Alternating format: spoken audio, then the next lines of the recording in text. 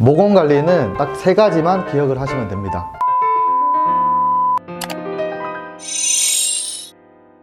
안녕하세요. 저는 신안산대학교 뷰티 디자인과 2학년이고 제가 고민인 거는 나이가 들수록 열려있던 모공들이 처지는 느낌이 계속 드는데 어떤 기초 제품을 쓰고 어떻게 하면 채워질 수 있는지가 너무 궁금해요.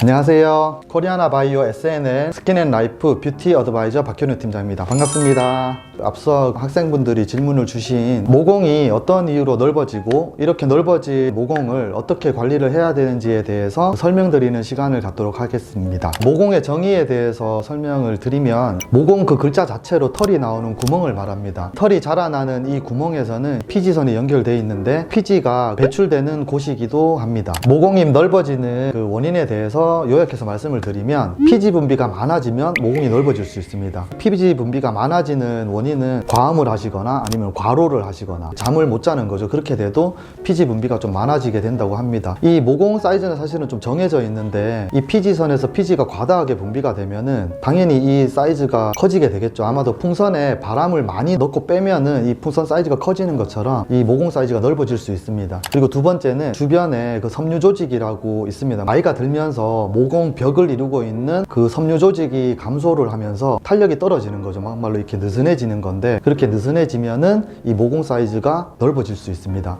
세 번째는 블랙헤드, 화이트헤드, 과각질화 증상 같은 이런 것들로 인해서 모공이 막히게 되면은 안쪽에 있는 피지가 밖으로 배출을 못하게 됩니다. 그러면 안에서 계속 쌓이게 되는데 이러면 모공이 넓어질 수밖에 없겠죠. 이러한 3가지 원인으로 모공이 넓어지는 것을 요약을 할 수 있습니다. 모공이 늘어나는 원인에 의해서 형성되는 모공의 모양이 또 다를 수가 있는데요. 가로 모공, 둥근 모공, 세로 모공 이렇게 나눌 수 있습니다. 피부에 수분이 부족하거나 각질이 정체되어 탈락되지 않으신 분들은 가로 모공이 생길 가능성이 좀 높고요. 그리고 피지 분비가 과다로 분비가 되면은 둥근 사이즈가 좀 커지는 둥근 모공이 형성이 됩니다. 노화에 의한 탄력 저하가 이루어지면 세로 모공이 좀 생긴다고 하는데요. 요거는 일반적으로 이제 중력에 의해서 모공이 이제 늘어나는 탄력도가 떨어지니까 세로 모공이 형성된다고 합니다. 그래서 이 3가지 모공이 늘어나는 형태는 모든 사람들이 가진 유전적인 영향에 따라서 그 분포도가 조금 달라지긴 합니다. 예를 들어서 나이 드신 분들은 세로 모공이 조금 더 생기고 지성이신 분들은 피지 분비가 좀 더 과다하게 분비가 되니까 상대적으로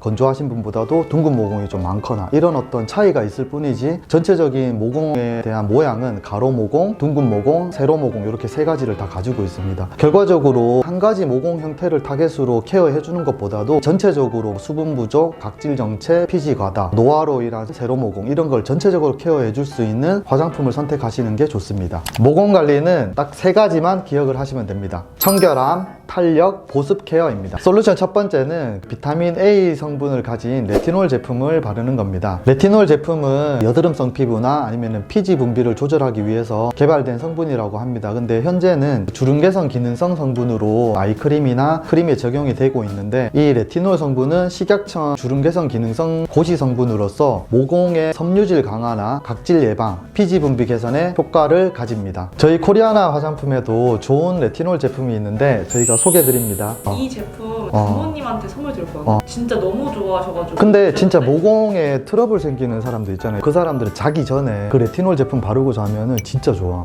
아침에 피부 매끈매끈해져 있을 거라. 레티놀이 비타민C처럼 변색, 변치 이것 때문에 함량 유지가 잘 안 돼. 산화되면 다른 물질로 바뀌어버리거든. 근데 그거를 우리가 이제 그 한 2년 걸렸거든, 개발하는데. 우리 제품은 일반 용기에 써도 안정하게 만들어 놨거든. 가장 안정한 놈들로만 해가지고 만든 거지. 왜냐하면 걔가 햇빛을 받으면 이 레티놀 성분이 피부에 반응을 할 때 광독성이 생겨. 독성이. 레티놀 제품 무조건 자기 전에. 이 레티놀은 좀 자극이 조금 있는 성분입니다. 처음에 사용하시는 분들은 농도를 좀 낮게 해서 한 0.1% 이하가 함유되어 있는 제품을 사용을 해서 좀 함량을 높여서 사용을 하시는 걸 권장드립니다. 솔루션 두 번째는 제대로 된 클렌징으로 피지를 관리를 해주셔야 되는데요. 피지가 많으면 이 모공이 넓어지게 됩니다. 그래서 평소에 그 클렌징 오일이나 클렌징 폼으로 이중 세안을 충분히 하셔서 피부의 더러움도 없애주시고 주시고 묵은 각질이나 피지도 이렇게 부드럽게 롤링을 하면서 제거해 주는 게 좋습니다. 모공을 케어하기 위해서 굉장히 뜨거운 물로 세안을 했다가 차가운 물로 세안을 하면 이제 모공이 넓어졌다가 좁혀지니까 이게 모공 케어가 된다고 생각을 많이 하시는데, 사실은 체온 때문에 모공은 찬물로 해도 금방 원위치로 돌아오게 됩니다. 그래서 처음부터 끝까지 미온수로 마일드하게 세안을 해주는 게 좋습니다. 세 번째는 모공을 막을 수 있는 것들을 좀 없애주는 게 좋은데요. 각질이 턴오버 주기에 맞게 탈락되지 않으면 이게 모공을 막게 되어서 피지가 밑에 이제 모공 속에 쌓이게 되면서 모공 사이즈가 커지게 됩니다. 그런 것들 중에서 블랙헤드, 화이트헤드, 과각질화 현상 이런 것들을 좀 케어해 주는 게 좋은데, 블랙헤드나 화이트헤드 같은 걸 좀 제거해 주기 위해서 쓰는 일반적인 화장품 성분으로는 아하, 바하 이런 성분들이 있습니다. 근데 요게 이제 조금은 자극적이기 때문에 요즘에는